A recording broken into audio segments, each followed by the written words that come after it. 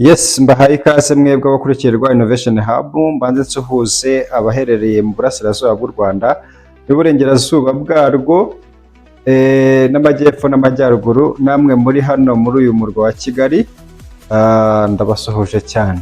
Reka rero uyu munsi tutetinze mbanze mbereke niba uri umutekinisiye wanyawe wicara uri standby, uzi ko neza anytime umuntu yakubwira ati ngwino unkorere depanage cyangwa nkwereke ikintu ukora, ako kanya ukahita ugenda uri tayari.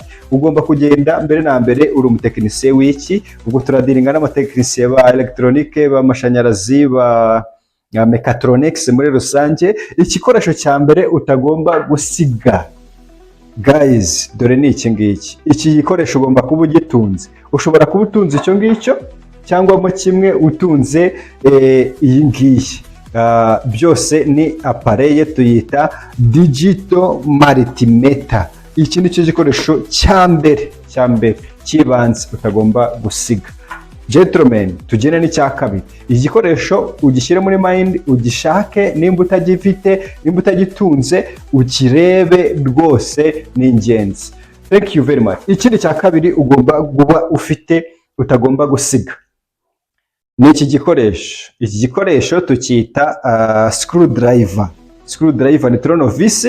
Turnovis rero ntabwo ugomba kuyisiga kubera yuko ni igikoresho ugomba gukenera. Iriya ni flat screwdriver. Ikindi ugomba kuba ufite muri turnovis, ugomba kuba ufite izi ngizi z'ubu bwoko bwa star. Star bavuze ngo ni ifungura ya mavisi yacu afite shape ya star cyangwa y'agasaraba. Aho ngaho turi kumwe cyane. Aha ngaha rero tukiri ku turnovis, urabona utungutu no dutoya. Ushobora kuza ukaba ufite iyisumbuyeho like this. Urabona ko iyisumbuyeho kuruta ya yindi. Aha ngaha rero ni ukuvuga ngo ugomba kumakinga sure ko iyi turnovis nini yisumbuyeho uyifite, ukagira n'indi yayo ya flat. Urabona ngiye mfite ubwoko bumwe. Hanyuma ikindi ushobora kuza ukagira indi yayo nini yisumbuyeho bitewe na turnovis ufite. Ku mwanya wa kabiri tuhasanze turnovis ku buryo utagomba kuyisiga guys. Izi turnovis ugomba kuba uzifite, ngira ngo urayibonye. Ku mwanya wa kabiri dusanze hama screwdriver.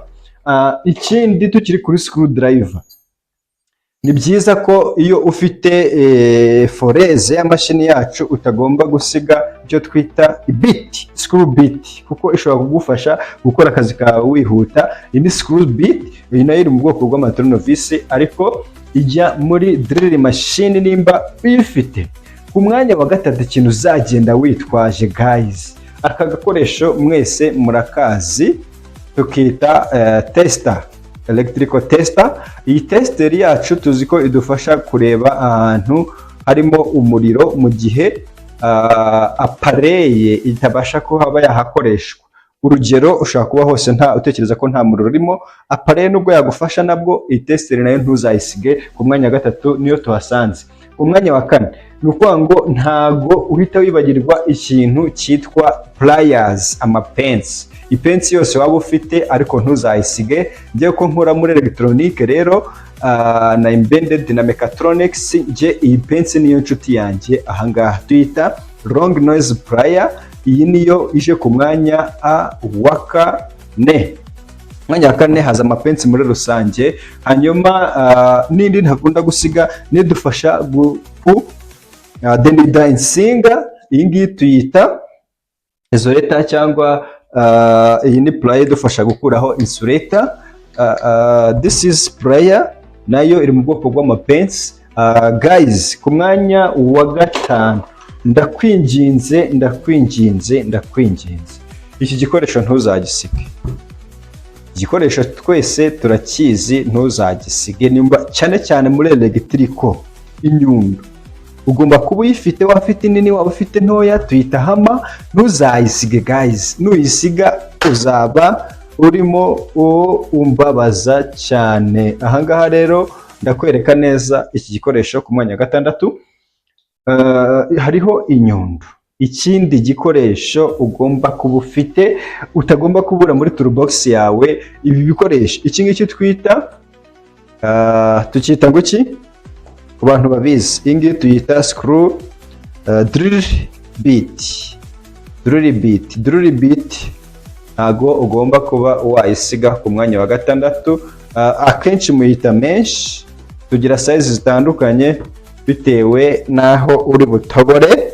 Izi ni drill bit zisanze ku mwanya wa gatandatu. Ku mwanya wa karindwi rero turaza tuhasange icyo twita ama wrench. Aya ni amasupani. Isupani nayo ntuzayibure muri toolbox yawe, kuko ama kabine menshi aba afite afungishije ama hexagonal polygons, ayo yose pentagons shapes, ariho ugomba kuba ukoresha zino wrench tuyita amasupani cyangwa wrench. Amasupani cyane cyane muyazi ku abakanishi rero akenshi nibo baba bayafite, ariko nk'umutekinisiye muri rusange ugomba kuba ufite amasupani cyane cyane 10 na 13 na 14, 13, 12 nayo ugomba kuba ifite. Munini ntiwabura 17. Guys, izi toolbox yawe igomba kuba irimo bino bikoresho. Niyo mpamvu igikapu cy'abatekinisi kigomba kuba kiremereye. Tukiri ku ma hexagonal shape, iyo dufungura amavisi hano, iyi je mfite 4 agira n'8. Hanyuma izi tuzita Allen key. Allen key ni key zimwe z'ingenzi zitagomba kubura muri toolbox yawe niba uri umutekinisi uri serious kabisa. Ahangaha rero ntabwo ugomba kubura ano ma Allen key. Nyaberetse basobanurira mbereka buri kimwe toolbox yawe mu kiraka cya mbere uzakora numara gukuraho amafaranga yo kurya basics. Uzahita ushaka ukuntu ubaka toolbox yawe, kuko niyo igufasha gukora akazi kawe ka buri munsi, cyane cyane mwebwe muri hano mu mujyi wa Kigali. Unyarukiye mu Gakinjiro ibikoresho byose wabisangayo, ariko sinkubwiye kwande kubera yuko ntago nabamumariza kameme. Hano rero ku mwanya wa 8 tuhasanga gun kuri electronic. Iyi gun mu by'ukuri ni ingenzi. Mu bafundi tugira icyo twita silicone gun, ariko ahangaha ndakwereka iyo twita glue gun. Glue gun akenshi ushobora gukoresha nini, no kwenda uyu munsi mberetse ku ntoya. Iyi gun nayo ugomba kuyikoresha kuba uyifite mu rugo anytime, ugomba kuba uri standby ko wayikoresha. Iyi glue gun rero murabizi ko idufasha gufatisha ibintu runaka ahantu mu kazi kacu turi, ushaka komeka, ushaka kufixinga akantu kataremereye cyane, ugomba kuyikoresha. Reka rero tuze ku mwanya wa 9 haraza ino soldering iron equipment. Hano rero iyi tools ugomba kuba uyifite cyane, kubera yuko uzakenera gusudira uko byagenda kose. Nudakenera gusudira uri muri electronic, uri mu mashanyarazi, muri mechatronics, uri muri rusange muri no electronic and electronics engineering, cyangwa ukongeramo na mechanics iri muri part of ya mechatronic. Ahangaha rero ugomba kumenya neza ko iyi tools utagomba kuyibura. Uziyanda ushaka amafaranga uyigure ku mafaranga yawe. Guys, wicare uvuga ngo nubwo akazi katahari uyu munsi ariko nkabonye nditeguye. Aha rero ni ku mwanya wa 9. Guys, ibi nibyo bikoresho ugomba kuba ufite byibanze. Ikindi utagomba kubura ari top 10 muri toolbox yawe ni ikintu twita tape measures. Tape measure, metero ku mwanya wa 10. Kwikubitiro ku mwanya wa 10 turasanga iyo metero.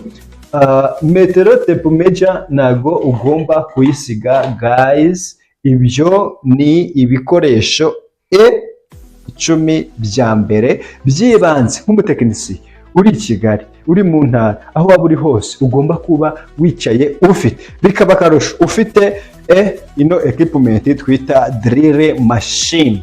iyi drill machine ngira ngo murayibona neza mwese murayizi ni forese. Ahangaha rero ugomba kuba ukomveka nk'umutekinisiye uri standby rwose kwerekana gukora akazi kose rutana amafaranga. Kanda subscribe aho hasi dukomeze n'izindi video. Ndaje noneho mbereka ibindi bikoresho icyo twita materials ziba muri embedded, ziba muri electronique. Ahangaha hose ugomba kumenya gukoresha. Noneho tumaze kuraba kuri tools. Thank you very much. Equipment ugomba kuba uzifite helmet, isorobeti niyo ya mbere, inkweto nk'umutekinisiye, belt, mukandara, gloves, ibyo byose kugira ngo mugomba kuba mubifite hamwe na marine. Thank you very much. See you nakagaruka dukomezanye n'izindi materials mu kanya.